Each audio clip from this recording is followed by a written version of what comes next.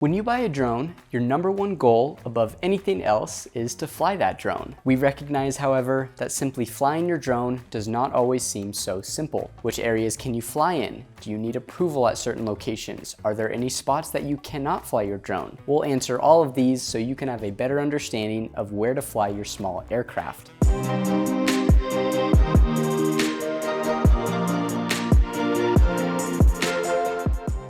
When flying a drone, you, the pilot, are responsible for complying with FAA guidelines and regulations. There are 3 levels to take into account: places you can fly, FRIAs, and no drone zone areas. For recreational and commercial pilots, it's best to use a mobile app that can let you know where you can and cannot fly.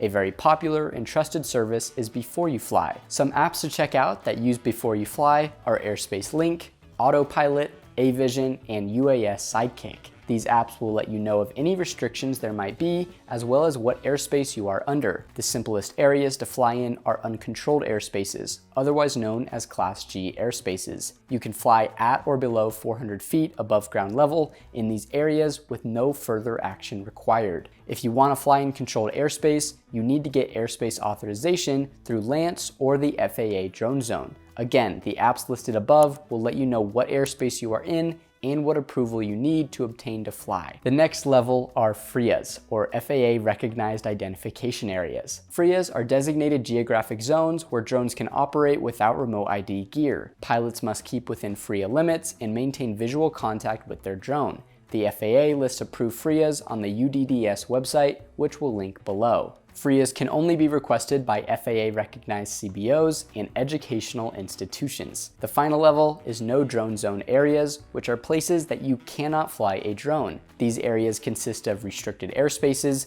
local restrictions, temporary flight restrictions, and emergency and rescue operations. Restricted airspace means that the FAA prohibits drone flights over certain areas. Local restrictions are meant for areas that have restrictions on drone takeoffs and landings imposed by local authorities, states, tribal government agencies, and more. For example, if you've ever been to a national park, you have probably noticed no drone zone signs. These signs can be confusing because they can be placed at certain locations where you could technically receive airspace authorization to fly above the area because the FAA has the exclusive authority to dictate airspace rules. It's important to keep in mind, however, that having airspace authorization doesn't grant permission to take off or land in designated local no drone zones. In essence, airspace authorization doesn't equate to land use approval. We have a national park video that goes into more detail about this that I'll link below. Temporary flight restrictions, or TFRs, designate restricted airspace for a period of time. This can be because of major events like the Super Bowl,